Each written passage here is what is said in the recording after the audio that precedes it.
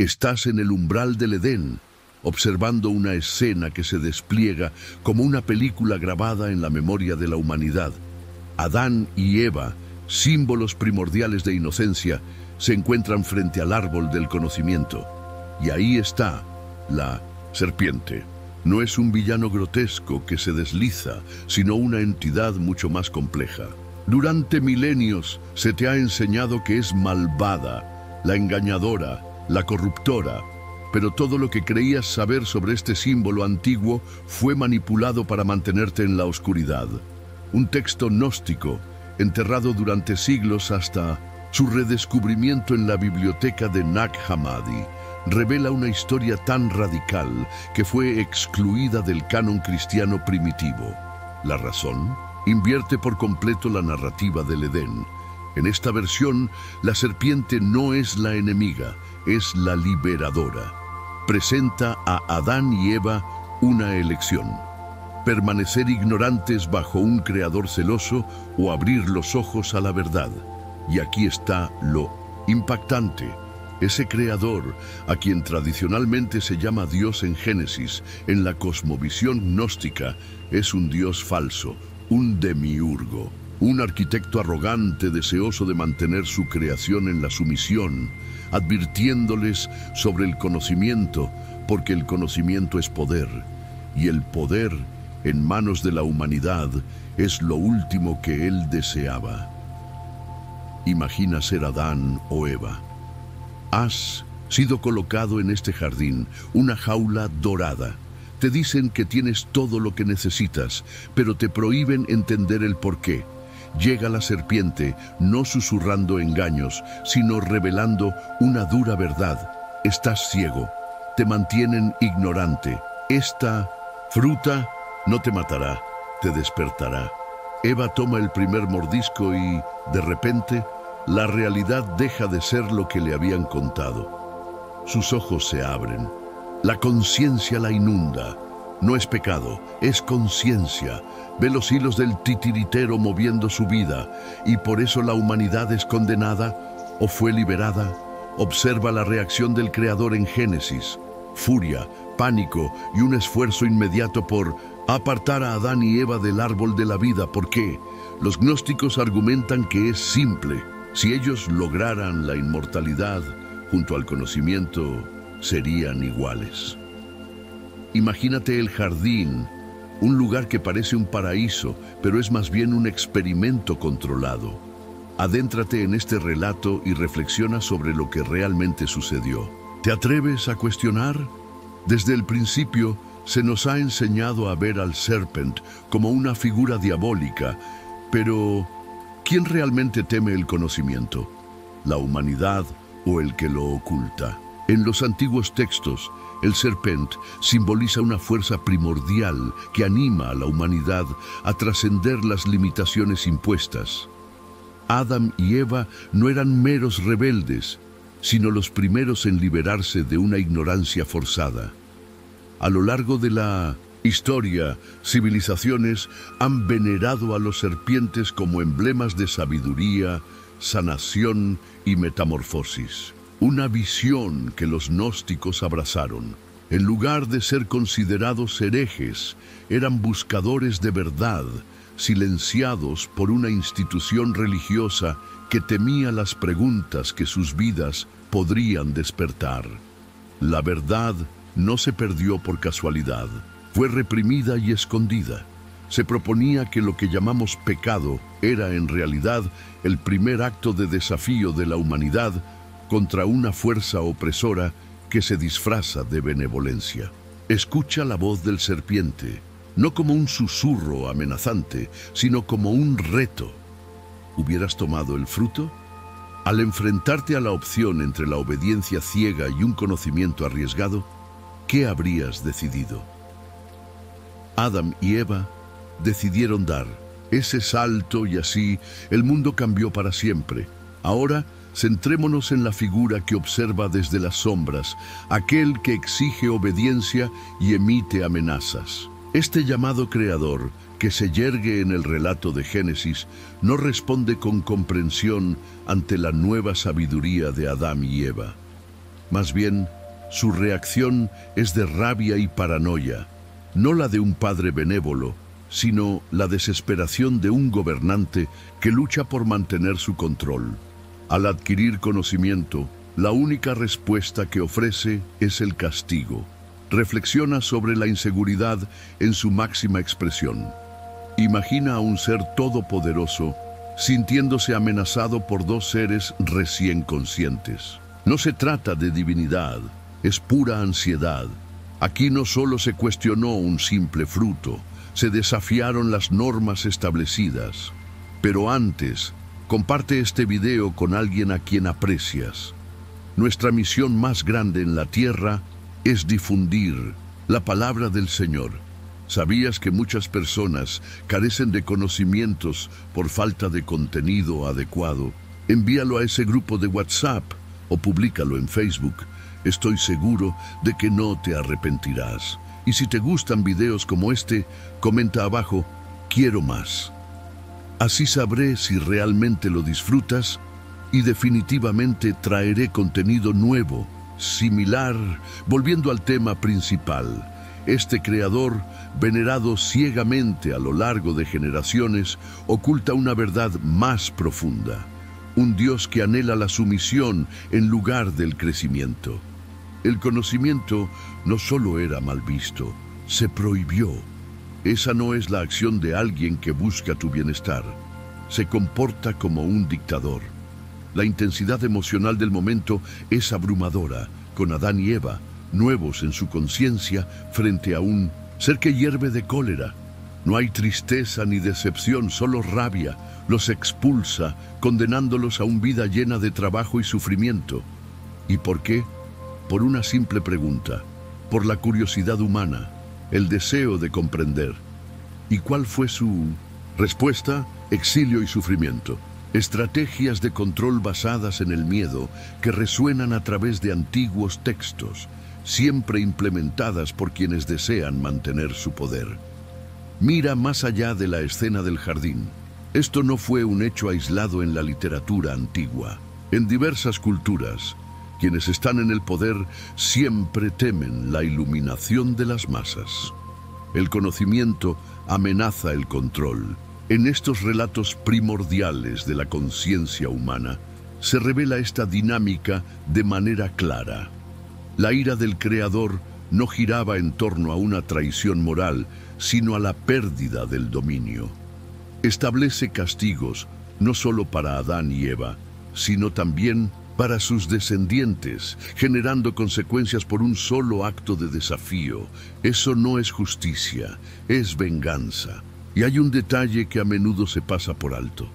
Tras la expulsión, coloca una espada de fuego y querubines para impedir el acceso al árbol de la vida. No estaba satisfecho con su destierro. Temía que pudieran conocer aún más. Inmortalidad, unida al conocimiento, eso socavaría su todopoder. Si no podían ser ignorantes, al menos deberían ser mortales y controlables. Esa acción no es protección, es prevención. Es una estrategia calculada. Es crucial reflexionar sobre la historia y sus implicaciones al considerar figuras ampliamente veneradas. ¿Cuántos gobernantes y sistemas autoritarios han nacido de esa misma mentalidad alimentada por el miedo? Imponen leyes, emiten amenazas y castigan la curiosidad. Las similitudes son evidentes. En esta narrativa ancestral se encuentra el modelo del poder autoritario. Suprimir información, aislar a quienes cuestionan y utilizar el miedo como herramienta de obediencia.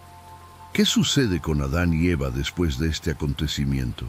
No solo abandonaron el jardín, sino que entraron a un mundo forjado por la ira. Un lugar donde el sufrimiento era el castigo y la supervivencia, una lucha constante. Todo esto fue orquestado por aquel que afirmaba crear por amor. Sin embargo, cada acto supera cualquier declaración. ¿Qué tipo de creador responde al despertar con maldiciones y exilio? Uno que se aferra a la oscuridad para mantener su poder. Uno que no puede permitirse que lo creado esté en una posición de igualdad. En su respuesta no hay cabida para malentendidos ni ambigüedades. Las acciones del Creador no eran protectoras, sino posesivas, y esta posesividad se transmitió de generación en generación, quedando arraigada en doctrinas, leyes y tradiciones impulsadas por el miedo, diseñadas para llevarte a mirar hacia abajo en lugar de cuestionar hacia arriba. Imagina ingresar a una historia que pensabas conocer, solo para descubrir que las piezas no encajan como te las presentaron.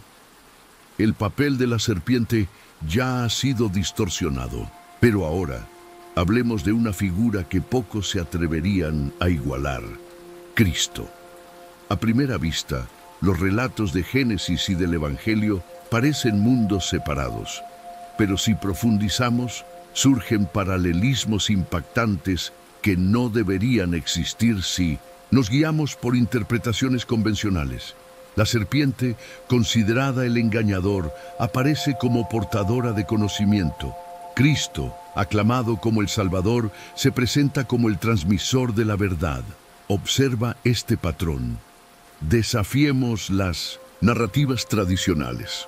Tanto un personaje mítico como otro histórico, separados por milenios de doctrinas, atrevieron a cuestionar sistemas establecidos, brindando claridad e iluminación, pero sufriendo persecución. A medida que se revelan capas de historia, se evidencia una lucha entre el saber y el control. La serpiente trae una verdad prohibida que emancipa. Siglos después, Jesús se presenta en los templos, denuncia la corrupción y expone la hipocresía de los líderes religiosos que se benefician de la ignorancia. ¿Es esto una coincidencia?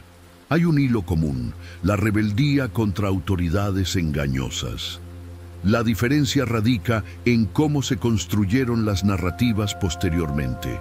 Una fue demonizada, la otra elevada a la divinidad, pero ambas trastornaron una estructura opresiva. La complejidad aumenta al considerar que sectas iniciales, mucho antes de que el cristianismo se convirtiera en una religión organizada, exploraban la figura de Cristo como un revelador, y no solo como un redentor. Se hablaba de un ser que no vino a imponer leyes, sino a desmantelar ilusiones y despertar a las personas del letargo impuesto por los autodenominados guardianes de la verdad. No se trataba de fundar otra religión, sino de romper con la fachada existente. Esto te suena familiar, ¿verdad? Es exactamente lo que la serpiente hizo en el Edén, desenmascarando un sistema que prosperaba a costa de la ignorancia. Existen dos relatos distintos, pero ambos resuenan en su desafío a lo establecido. Luego encontramos el choque con las autoridades religiosas. Cuando Jesús entra al templo, derriba mesas, cuestiona tradiciones sagradas y señala a los líderes como hipócritas. Lejos de la imagen del pastor apacible que otras narrativas posteriores promovieron, él se enfrenta directamente a la estructura de poder, al igual que la serpiente confrontó al controlador en el Edén. Ambos actos implican un despertar. Ambos son riesgosos y ambos provocan reacciones violentas de quienes están en el poder. Los patrones son claros. Los registros históricos revelan cómo textos antiguos, a menudo suprimidos o destruidos, retrataban esta paralela de manera más abierta. La figura de Cristo no giraba en torno a la obediencia ciega a una institución. ¿Te atreves a mirar más allá? Descubre la verdad detrás de la historia. A lo largo de los siglos, hay figuras que han desafiado las normas y han sacudido las estructuras establecidas, provocando temor en aquellos que están en el poder. Este impulso innovador ha sido con el tiempo suavizado en relatos que transforman a estos rebeldes en símbolos de conformidad. Sin embargo, sus orígenes revelan otra narrativa, una que desafía las creencias que has aceptado sin cuestionar. Si hubieras estado presente durante esos enfrentamientos, verías a un villano o a alguien que se atreve a señalar verdades incómodas.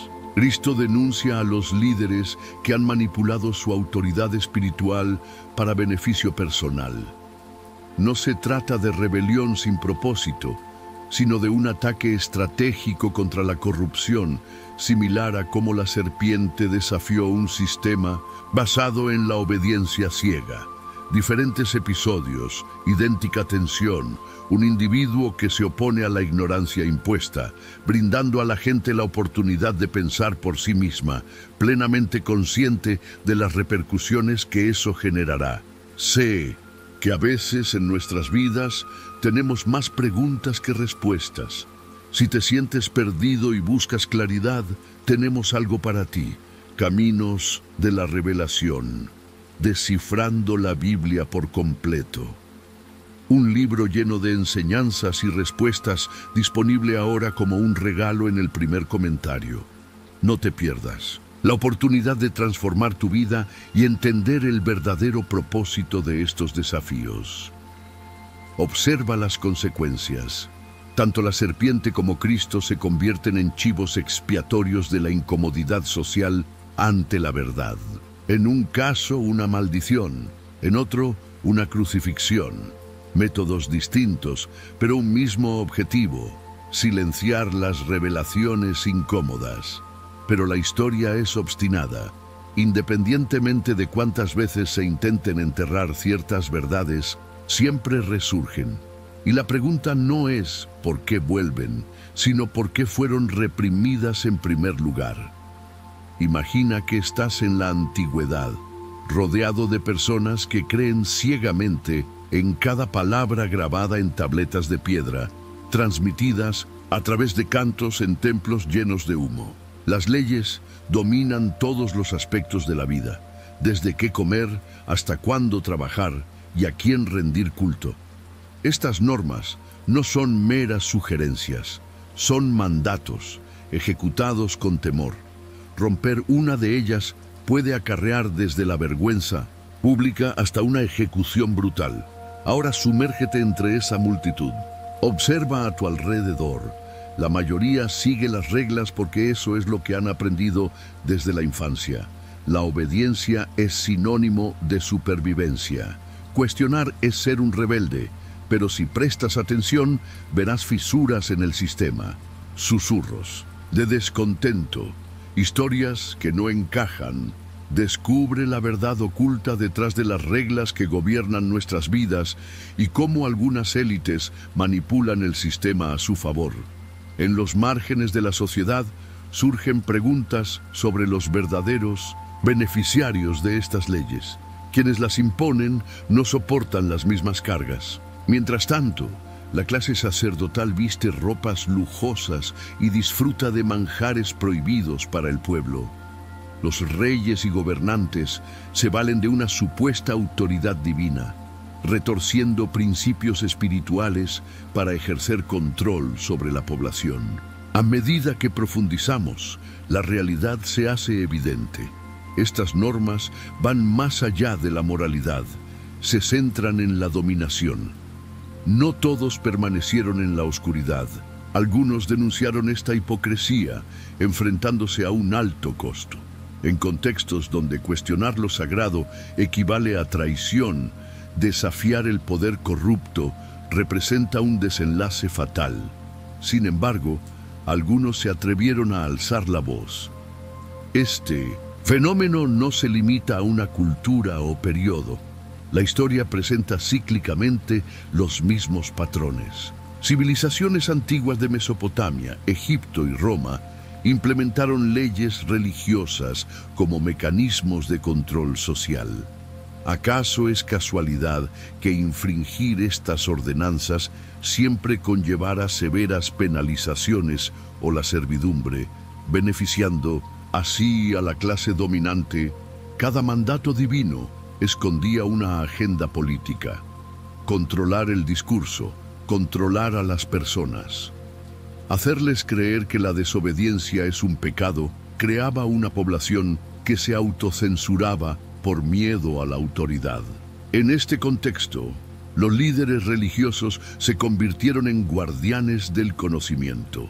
La alfabetización era restringida. Los textos sagrados permanecían inaccesibles para las masas, acaparados por unos pocos. Interpretar la ley requería la mediación de sacerdotes, quienes convenientemente ofrecían explicaciones que favorecían su permanencia en el poder.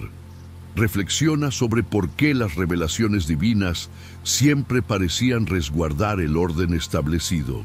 No se trataba de iluminación espiritual, sino de la supervivencia institucional.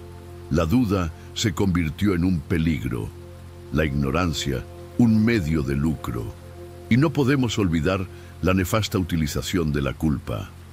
Las personas no solo eran castigadas por infringir leyes, sino que aprendieron a vigilar sus propios pensamientos. El deseo, la curiosidad y la ambición fueron marcados como pecados. Imagina crecer bajo esa constante presión. Imagina un mundo donde cada error se considera una falta moral y cada interrogante se convierte en un camino hacia la condenación. En medio de todo esto, los que ostentan el poder prosperan, predicando humildad mientras disfrutan de lujos. El sistema no estaba roto. Operaba exactamente como se esperaba. Esta dinámica trascendía templos y cortes, infiltrándose en hogares, relaciones y en la identidad personal de las personas. El valor de cada individuo se medía en función de reglas que apenas comprendían, y cuando inevitablemente fallaban, buscaban perdón en las mismas autoridades que los habían juzgado, muchas veces a cambio de ofrendas o servicios. Era un ciclo perpetuo. Se imponía la ley, se condenaba el fracaso inevitable y se ofrecía una solución. Ahora, imagina ser uno de los pocos que logra ver a través de esta farsa. Te atreves a hablar, cuestionas a un sacerdote durante un sermón o te niegas a pagar una multa injusta. ¿Cuál es la respuesta? No a través de un debatir, sino mediante el castigo. Serás marginado, encarcelado o incluso algo peor. Tu familia te repudiará para evadir la culpa por asociación. Tu nombre se convertirá en una advertencia. Ese temor es lo que mantiene a los demás en la conformidad. La grandeza del sistema no solo residía en su brutalidad, sino en cómo lograba que las personas se controlaran entre sí. ¿Y qué decir de aquellos que manipulaban las leyes? Siempre existían excepciones, vacíos legales reservados para los privilegiados, matrimonios anulados mediante rituales, deudas perdonadas por decreto divino, pecados ignorados a cambio de donaciones. Las supuestas verdades morales eran todo menos absolutas. Se torcían por riqueza, estatus y conveniencia. La ley se veía como una herramienta, no como una verdad fundamental. Imagina estar en una multitud, las antorchas parpadeando a tu alrededor, mientras alguien es llevado a su final. No es un criminal en el sentido contemporáneo, no ha robado ni asesinado. Su única falta, negarse a someterse a las exigencias de las autoridades religiosas, pronunciar palabras que desafían el sistema.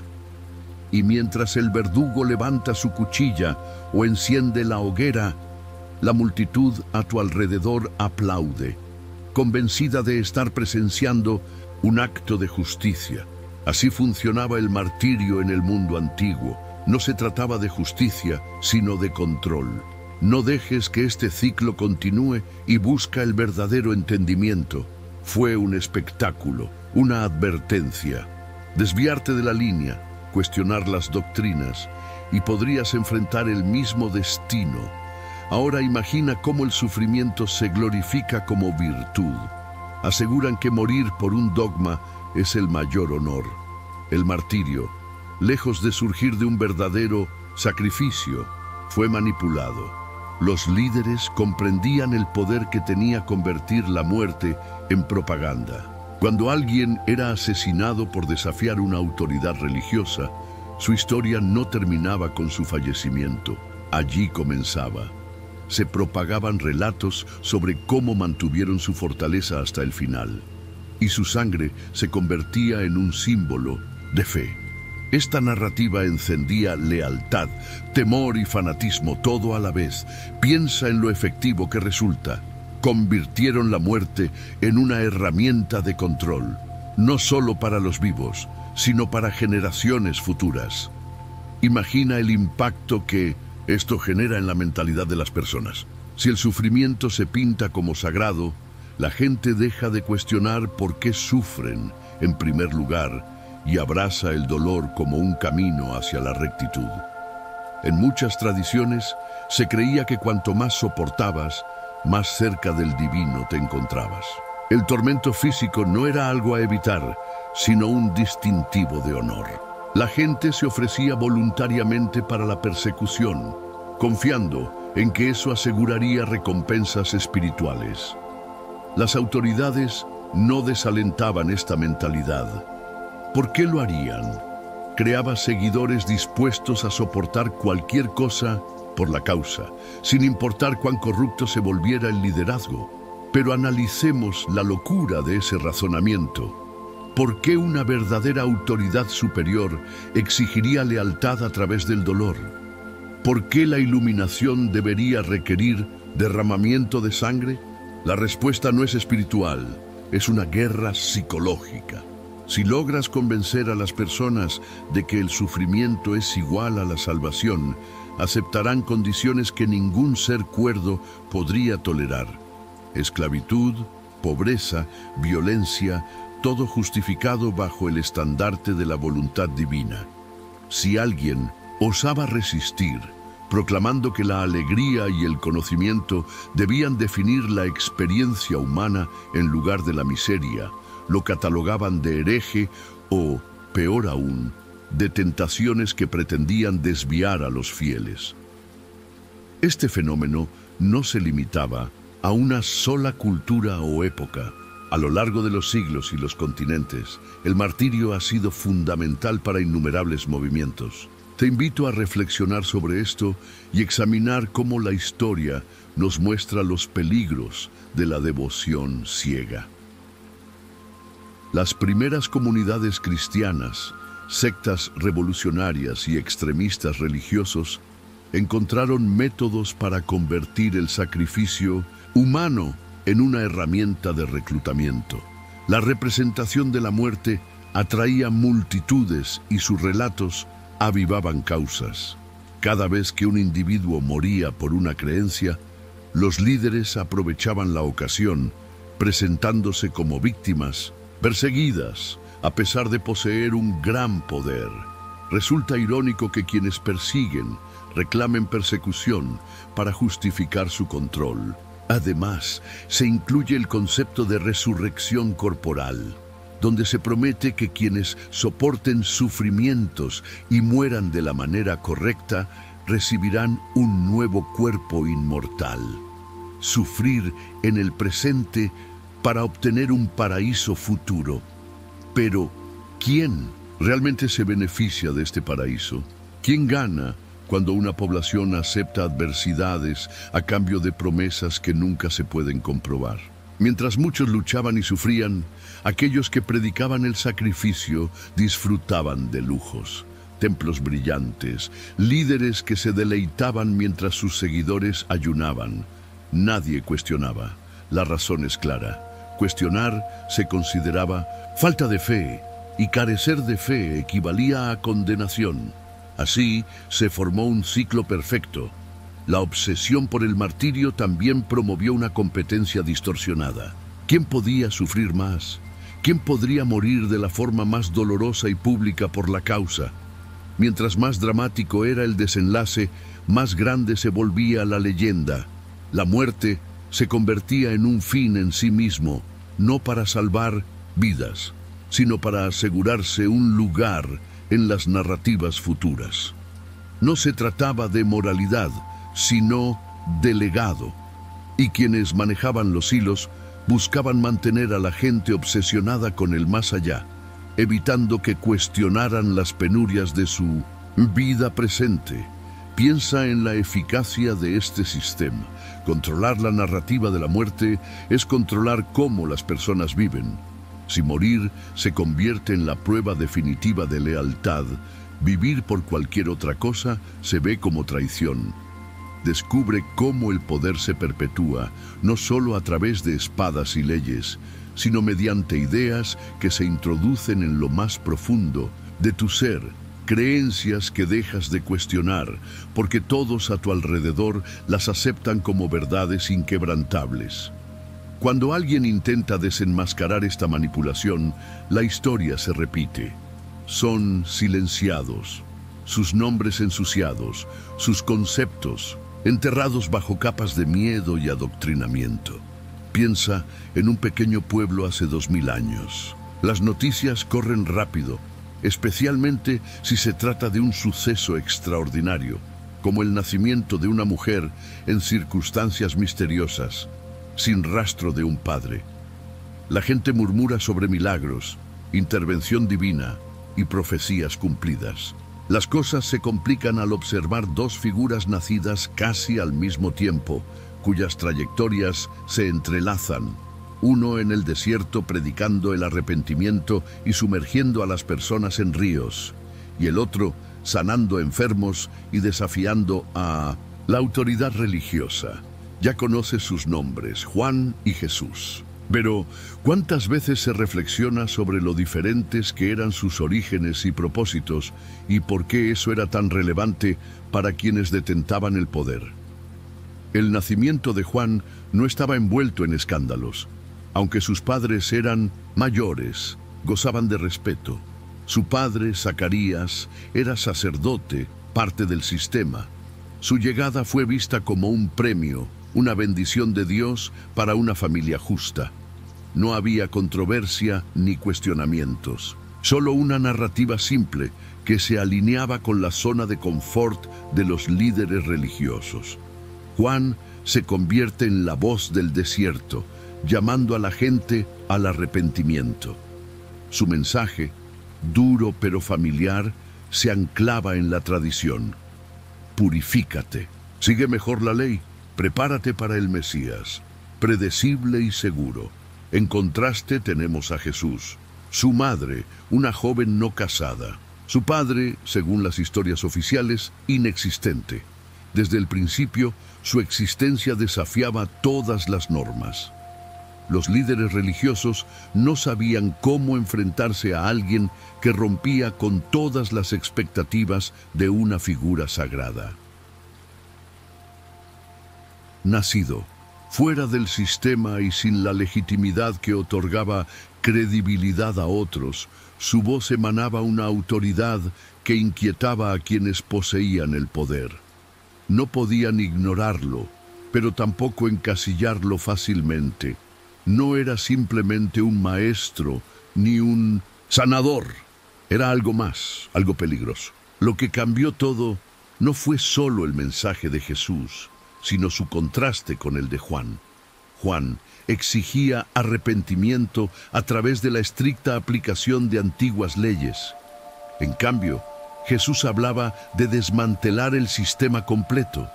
Denunciaba la hipocresía, compartía la mesa con marginados y desafiaba abiertamente normas tan arraigadas que nadie se atrevería a cuestionar durante generaciones. Para la gente común, eso resultaba liberador. Para las autoridades representaba una amenaza. Podían tolerar el mensaje de Juan. El arrepentimiento no ponía en peligro ni a Roma ni a la jerarquía del templo. Pero desafiar los cimientos de esas instituciones era otro asunto. No es casualidad que Juan haya sido tolerado por más tiempo. Sus críticas eran incisivas, pero se centraban en individuos, acusando acciones inmorales o a recaudadores de impuestos corruptos. Eran fallos personales, susceptibles de arreglarse con el regreso a la ley. En contraste, Jesús denunciaba toda la estructura como corrupta e irremediable. No decía simplemente que se mejorara dentro del sistema. Afirmaba que el problema era el sistema mismo. Esa diferencia no pasó desapercibida para los poderosos. El encarcelamiento de Juan fue una maniobra política para silenciarlo temporalmente. Jesús, por su parte, Era considerado una amenaza existencial. Por eso, cuando llegó el momento decisivo, Juan fue decapitado en silencio, mientras que la ejecución de Jesús se convirtió en un espectáculo público, diseñado para enviar un mensaje. La diferencia entre sus orígenes reflejaba sus muertes. Juan provenía de una línea aceptable, instando a la gente a mejorar dentro de los marcos existentes. La vida de Jesús, sin embargo, fue un acto de desafío al orden establecido, desde su cuestionable paternidad hasta su negativa a ceder ante sacerdotes, gobernadores y multitudes. No se trataba simplemente de un choque de personalidades o misiones. Era una colisión entre dos visiones radicalmente opuestas sobre cómo enfrentar la corrupción y la injusticia. Si quieres dejar una huella real y desafiar el status quo, explora cómo estas ideas pueden aplicarse en tu vida hoy. Imagina lo que se vivió en aquel entonces. Las personas se vieron obligadas a tomar decisiones, seguir la voz que aconsejaba adaptarse al sistema o dejarse llevar por la que incitaba a liberarse de él. Muchos jugaron a dos bandas, apoyando a Juan hasta la llegada de Jesús y cambiando de bando cuando quedó claro quién tenía el impulso necesario. Sin embargo, los que estaban en el poder comenzaron a percibir el desenlace con anticipación. Juan pudo ser silenciado, pero Jesús no podía pasar desapercibido. Lo curioso es cómo con el tiempo las narrativas se suavizaron, se combinaron y depuraron. La tensión entre sus propósitos fue minimizada para que las historias fueran más digeribles. Pero en la cruda realidad de esos años, todo era caótico, arriesgado y lleno de intrigas políticas. Los nacimientos que representaban orígenes dispares, uno legítimo y otro polémico, establecieron el contexto para vidas que redefinirían el desafío a la autoridad. Si estuvieras en esa multitud, observando cómo se desarrollaban los eventos, habrías sentido la tensión en el ambiente. Optar por la opción segura o la arriesgada, reforma o revolución. No se trataba solo de religión, era una cuestión de supervivencia, lealtad y el tipo de mundo en el que deseabas vivir. Y como la historia demuestra, esas decisiones no solo afectaron a quienes las tomaron, resonaron a través de los siglos, dando forma a civilizaciones enteras. Avancemos al siglo II, una época en la que el cristianismo primitivo no era un movimiento unificado, sino un campo de batalla de creencias, doctrinas y facciones que competían por legitimidad. No existía una sola iglesia cristiana. Había numerosos grupos, cada uno reclamando tener la verdadera interpretación de las enseñanzas de Cristo. Y no eran desacuerdos triviales, eran guerras ideológicas a gran escala. Por un lado, surgía la ortodoxia, el grupo que eventualmente se convertiría en la iglesia institucional, aliada con la autoridad romana y ansiosa de estructura y poder. Por otro lado, existía un espectro de sectas rivales, gnósticos, valentinianos, simonianos, cada una con sus propias cosmovisiones y enfoques que chocaban con lo que los líderes ortodoxos intentaban establecer. No se trataba solo de teología, era una lucha por el control. Te invito a que imagines el caos de aquella época. Al caminar por un bullicioso mercado en Alejandría o Roma, escucharías predicadores en las calles gritando mensajes contradictorios. Uno sostiene que la salvación proviene de la fe, mientras que otro insiste en que el conocimiento secreto es la clave. Alguien más discute sobre chispas divinas atrapadas en la carne, instando a sus oyentes a rechazar por completo el mundo material. ¿Confundido? Esa confusión era intencional. Las verdades en competencia creaban desconcierto, y el desconcierto brindaba poder a quienes lograban destacar entre el ruido con determinación, aunque esa determinación fuera artificial. La secta valentiana representaba una amenaza particular para el movimiento ortodoxo. ¿Por qué? Porque no rechazaban a Jesús de forma directa, lo reinterpretaban. Hablaban de un Cristo cósmico, distinto del hombre conocido como Jesús, y predicaban que la verdadera salvación no se centraba en el pecado y el perdón, sino en el despertar a una realidad espiritual oculta. Este mensaje resonó entre la élite intelectual, aquellos desilusionados con reglas simplistas, sedientos de una verdad más profunda. Los valentianos no eran extremistas desconectados, eran educados, persuasivos y se infiltraban en las comunidades cristianas desde adentro. Eso aterrorizaba a los obispos que intentaban consolidar su poder. No puedes edificar un imperio mientras hay quienes dicen a tus seguidores que el mundo material, así como la institución que estás formando, es una ilusión defectuosa. Luego, estaban los simonianos, seguidores de Simón el Mago, un personaje tan controvertido que se le consideraba el epítome de la herejía. Para los ortodoxos, era una advertencia, alguien que intentó comprar poder espiritual y reclamar un estatus divino. Sin embargo, los seguidores de Simón no veían arrogancia, sino a alguien que desafiaba sistemas corruptos que monopolizaban la autoridad religiosa. Su movimiento combinaba misticismo, magia y un rechazo a la moralidad legalista. Ideas peligrosas en medio de un esfuerzo por crear una doctrina unificada que exigía obediencia. Las batallas no solo se libraban con palabras. Textos fueron destruidos, líderes fueron excomulgados, o aún peor. Los concilios eclesiásticos no se reunían para debatir de manera tranquila, emitían edictos que condenaban a sectas enteras al olvido. Los manuscritos considerados heréticos eran perseguidos y eliminados de los registros oficiales. ¿Por qué llegar a tales extremos si estos grupos eran inofensivos? Porque no lo eran. Revelaban verdades incómodas sobre lo flexible que eran realmente las creencias cristianas en sus inicios. La Iglesia anhelaba una narrativa única. Múltiples narrativas significaban fragmentación, y la fragmentación significaba debilidad frente a las expectativas de Roma respecto a la conformidad religiosa. Además, no podemos olvidar la influencia de la política. A Roma no le importaba la sutileza teológica, le importaba la estabilidad. Un movimiento religioso dividido era un pasivo. Por eso, a medida que el cristianismo crecía, las facciones que se alineaban con la autoridad romana prevalecían.